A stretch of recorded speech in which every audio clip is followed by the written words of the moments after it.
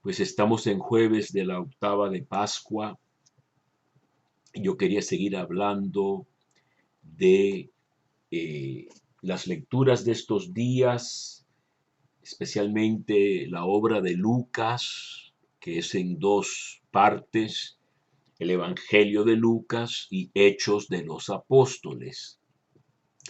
Así que entendiendo las ideas de Lucas, la teología de Lucas, pues podemos tener una idea muy buena de la llamada historia de la salvación.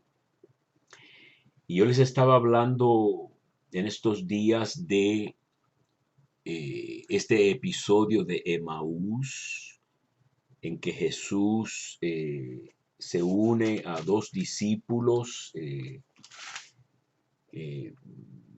Uno creo que tiene el nombre de Cleofás, eh, si no me equivoco, y les explica las escrituras y después lo que sucede al final de Lucas es muy interesante.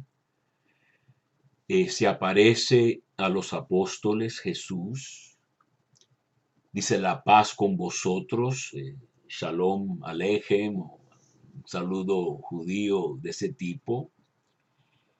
El evangelista Lucas en especial se esmera en mostrar que no es un fantasma, no es una aparición irreal, vamos a decir, sino que es una persona viviente, real, que come con ellos y que pueden tocarle las manos y los pies y todo lo demás que tiene carne y hueso, vamos a decir, aunque es difícil entender cómo el cuerpo resucitado del Señor se puede describir teniendo una carne y un hueso, huesos parecidos a nosotros. Pablo habla del cuerpo espiritual, etcétera, y no vamos a entrar en esos tipos de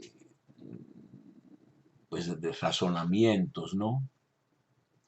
Así que ellos incluso comen con él. Jesús muestra que está allí comiendo con ellos. Y lo que me interesa también hablar a mí es de cómo el Evangelio termina con estas palabras, ¿no?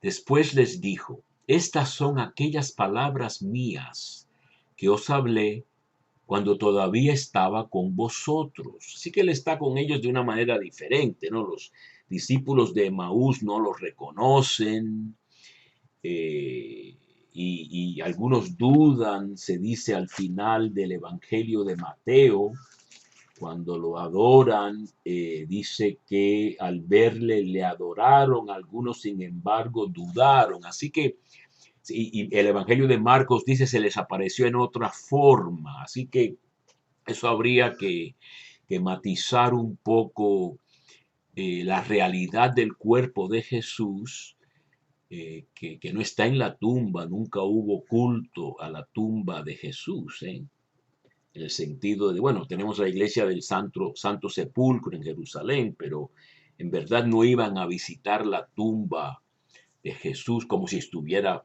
él allí todavía, ¿verdad? Y dice, es necesario que se cumpla todo lo que está escrito en la ley de Moisés. Es que yo voy repitiendo esto, ¿no? Los primeros 5 libros de la Biblia es la Torá, la ley de Moisés, los 5 libros de Moisés. En los profetas, que ya les he dicho lo que son los profetas en la Biblia, la ley y los profetas comienzan con todo lo que viene, los primeros 4 libros después del Pentateuco de la Torá. Después de los primeros 5 libros viene Josué, la conquista, Jueces, el tiempo en que Israel todavía no tenía rey, después Samuel, que piden un rey, y después Reyes, que es una historia de más bien reyes malos y pecados y rompimiento de la alianza, terminando con el exilio.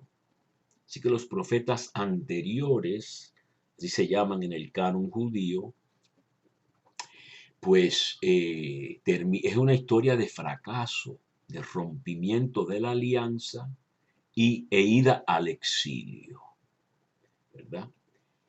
En esos libros está Elías, por eso Elías se aparece con Moisés en la transfiguración como representando toda la revelación de Dios, la ley y los profetas, pero Elías está en Reyes, no en los demás profetas, que son los posteriores, que son los que nosotros llamamos profetas, Isaías, Jeremías, Ezequiel y los 12. Pero fíjense lo que dice Jesús, todo lo escrito en la ley de Moisés, es decir, la Torá, la primera parte de la Biblia judía.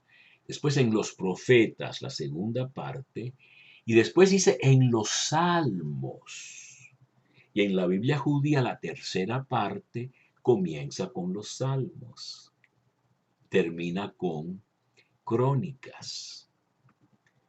Jesús mismo se refiere a esa Biblia cuando habla de todos los asesinatos, desde el de Abel en Génesis hasta de un Zacarías al final de Crónicas. Es muy interesante esto, ¿no? Que todas las escrituras hablan de Jesús y Jesús tiene que explicarlo mediante el Espíritu, su misma presencia en medio de la iglesia, a estos primeros discípulos, que todo tenía que cumplirse. Acerca de mí, dice, tenía que cumplirse. Y entonces abrió sus inteligencias para que comprendieran las escrituras. Y les dijo, así está escrito, que el Cristo padeciera y resucitara de entre los muertos al tercer día, y se predicara en su nombre la conversión para perdón de los pecados a todas las naciones, empezando desde Jerusalén. Vosotros sois testigos de estas cosas. Mirad, yo voy a enviar sobre vosotros la promesa de mi Padre, el Espíritu Santo. Por vuestra parte, permanezcan en la ciudad hasta que sean revestidos de poder desde lo alto del Espíritu Santo. Los sacó hasta cerca de Betania y alzando las manos los bendijo. Y sucedió que mientras los bendecía, se separó de ellos y fue llevado al cielo. Y ellos, después de postrarse ante él, se volvieron a Jerusalén con gran gozo y estaban siempre en el templo bendiciendo a Dios. Así que en este evangelio no les dice que vayan a Galilea, sino que les dice que quédense en Jerusalén para recibir la promesa del Padre. Eso ocurrirá en Pentecostés, 50 días después. Y entonces yo estaba hablando de Hechos 2, que es la continuación de la obra de Lucas, el segundo tomo, vamos a llamarlo.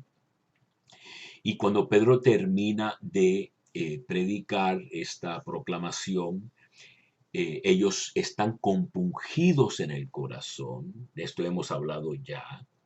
Yo creo que eso viene siendo la circuncisión de corazón, de la cual habla Deuteronomio 30, la cual pide que hagan Jeremías, y en otros lugares se habla, y yo también mencioné pasajes del Nuevo Testamento en Romanos, Colosenses, etcétera, que se habla de la circuncisión de Cristo o la circuncisión de corazón. Quiere decir un cambio que tenemos en nuestro corazón que nos hace realmente conocer y amar y obedecer a Dios. Y entonces fíjense que en esta lectura de Hechos 2, 37, cuando están compungidos en el corazón y piden qué debemos hacer, pues Pedro les dice, conviértanse y cada uno se bautice, se haga bautizar en nombre de Jesucristo para la remisión de sus pecados y recibirán el don del Espíritu Santo, pues la promesa es para vosotros y para vuestros hijos y para todos los que están lejos y para cuantos llame el Señor. Así que en Lucas, todas estas promesas a los patriarcas, empezando con Abraham en Génesis 12, de que tendrá una numerosa descendencia como las estrellas y las arenas del mar, etcétera, y la tierra de Israel con sus bordes y todo ese tipo de cosas, fronteras. Esas promesas en Lucas, en la teología de Lucas, se reducen a dos cosas al final: la resurrección de Cristo y el don del Espíritu Santo, que también nos resucitará a nosotros, nos dará la vida eterna. Entonces, fíjense que es muy interesante ver todo esto el cumplimiento de las Escrituras. Y yo quería hablar un poquito hoy, quizá tenga que seguir mañana, de la lectura de la misa de hoy, de jueves de la octava de Pascua, que es de Hechos de los Apóstoles, capítulo 3, del 11 al 26, en la cual habla de otro pasaje muy interesante de la Escritura, prometido precisamente en el libro del Deuteronomio, en el capítulo 18 de Deuteronomio, que el Señor suscitará, mejor dicho, en el capítulo 15 de Deuteronomio, ahora se me va la idea, en Deuteronomio 18:15, se promete que un profeta como Moisés, y Moisés era el más grande de los profetas, un profeta como Moisés surgirá, usando un verbo en hebreo que se usa para levantarse, que es el mismo verbo de la resurrección. En griego y en hebreo, lo que decimos resucitar quiere decir simplemente como alzarse de la cama en la mañana, levantarse. Y es ese verbo en hebreo kum, ustedes quizás recuerden talita kum o talita kumí, a la niña levántate, es como un verbo de resurrección. Pues dice esta lectura de Hechos, citando a Deuteronomio 18:15, que el Señor vuestro Dios hará levantarse de entre sus hermanos un profeta como yo. Escuchen todo lo que les diga, y el que no escuche a ese profeta será excluido del pueblo. Y desde Samuel en adelante, todos los profetas han anunciado estas cosas. Así que eso es esa lectura de las Escrituras que hace Lucas y que tenemos que seguir comentando.